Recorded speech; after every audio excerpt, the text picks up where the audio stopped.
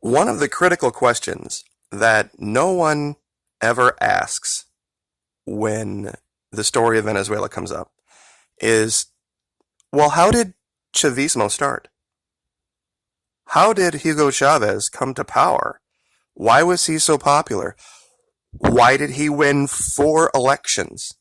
And then after his death, why did the man that he tapped to run the government, why did he win yet another one? And why did the U.S. recognize all 5 of those elections? You see, Abby Martin has covered this in depth over the years, but people just don't have the time. They don't have the time, or they don't have the attention span to sit down and listen to the reason there was this huge swell of anti-U.S. sentiment in Venezuela that led to Hugo Chavez being so popular, not in just 1 election, but in 4. Remember, he took power in 99, didn't pass until 2013. And during that time, Venezuela went from being a true third world country to one of the most wealthy, if not the most wealthy countries in all of Latin America. How could it possibly be true that socialism fails every time it's tried and it causes starvation? How could they have been so wealthy and have had so far to fall? Why wouldn't have there just been rife starvation and problems the entire time? See, that's what people don't ask.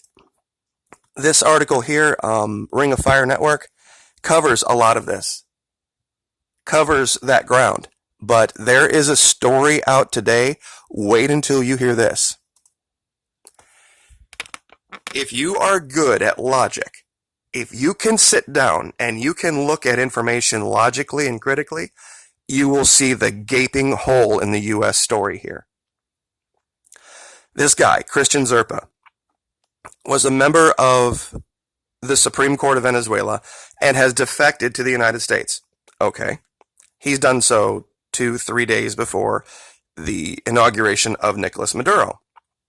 Kind of strange timing. Why would he leave then? Well, you'd have to look into Mr. Zerpa's history, and I think you will find it to be very curious.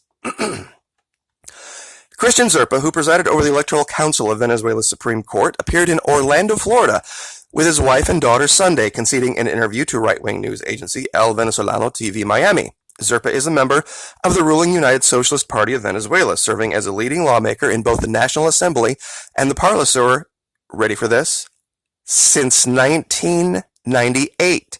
He actively campaigned for the election of both ex-President Chavez and current President Maduro. Now, wait a minute. He was a member of the government before Chavez was. That means he was a member of the government that was a little bit more pro-U.S. But somehow came to the light of Chavismo, however you want to look at that. But whatever angle you take on this, it doesn't make sense for this reason. He's been there for 20 years. He was part of the Supreme Court that was supposedly stacked with Maduro cronies that dismissed the National Assembly, the corrupt one, the infiltrated one, and allowed for Mr. Maduro to create something called the National Constituent Assembly. Basically, he realized that the legislative body of Venezuela was hopelessly corrupt, and he dismissed all of them and told the localities, send me new people. So that happened, and this guy was a member of the court that allowed that to happen. And he's been part of the Chavista movement since Chavez took power. Chavez was reelected 4 times. Tell me, at what point did this guy realize that he was on, quote-unquote, the wrong side? Or is something else going on? You see, they make this allegation that he's under investigation for sexual harassment. I think this guy was a plant, a U.S. plant, personally. And he realizes something is coming. He got pulled out of there. Or he realized something was coming and he got himself out of there.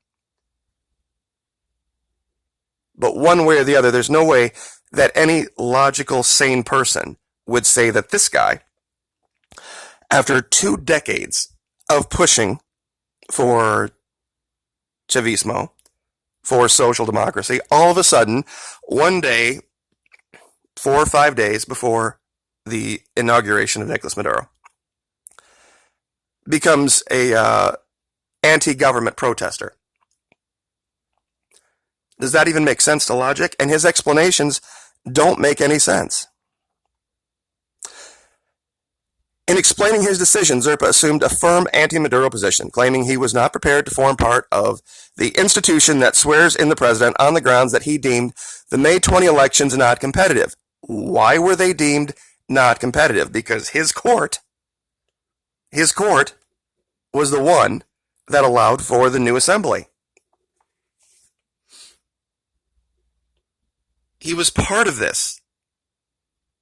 And at no time in the past did this guy ever speak up once. And a lot of people say, well, he was afraid. Why would he have been afraid? Some people might say, well, maybe he's just tired of there being no food. Not for these people, according to the government of our country and according to those who would take issue with what I'm saying here. I showed a video in the past that was a girl going through and buying things and giving it to the poor. And people said that, well, those are the grocery stores for the rich, wealthy, and elite, not for the average Venezuelan. This guy would have been one of those. So clearly he wasn't suffering, and just by taking a quick look at his face, he doesn't look like he's gaunt or disheveled or in any way, shape, or form starving. He only comes to the United States under one very specific circumstance. That's if he feels that his time as a member of the ruling elite in that country is coming to an end. And this allegation of sexual harassment, it's not a thing in South America. I mean, it exists, yes, but they are not PC like we are. Guys at this level, Supreme Court justices at this level, do not face sexual harassment dismissal. It just doesn't happen. And you would have to ask yourself a question. Why would he have even feared that? Being this powerful member of the Chavista regime. He wouldn't have. You see, this is the story they don't want you to see. They don't want people using logic or not looking at unapproved media. Now, what I will leave with is this. They have been arresting people left and right in Venezuela for all sorts of corruption. This guy was the Minister of Oil and Finance, mining and petroleum and mining. And he got arrested by Tariq al-Saab, along with a lot of other people, over 200 currency speculators, people that have been trying to collaborate with Colombia and the United States to destroy the financial institutions of Venezuela. It's been going on for a long time. And you still have to ask yourself, even if you're one of my biggest detractors, ask yourself a question. Chavez took power in 1999. There was a failed coup attempt. He was, after that, re-elected. He had that election and 3 more. At no time during that time, until 2015, did the U.S. sanction Venezuela?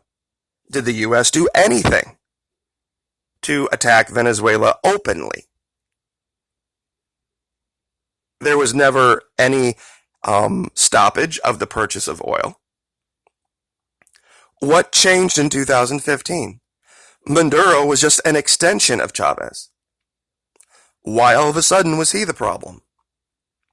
He wasn't doing anything differently than Hugo Chavez was. Could it possibly be that when the U.S. decided that it wanted to sell oil on the open market, it needed to kick somebody out of the game so that they could have their customers? Is that even a possibility? And wouldn't this be a very convenient country to do it to, given that we still, to this day, need their oil because of Citgo? Wouldn't that make more sense?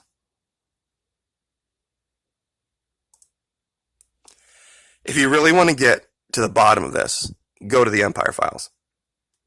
They cover this in depth. If you're somebody that can watch an hour-long video and look at the details, listen to Abby Martin. I do 10-minute videos. I try to put everything in this synopsis form so that you can get the basic idea. She goes into specific detail. On the ground there, she's been there multiple times. She's talked to their Minister of Finance. She has talked to many members of their government. And she's been to Colombia too, to show the contrast. So, we will leave it there.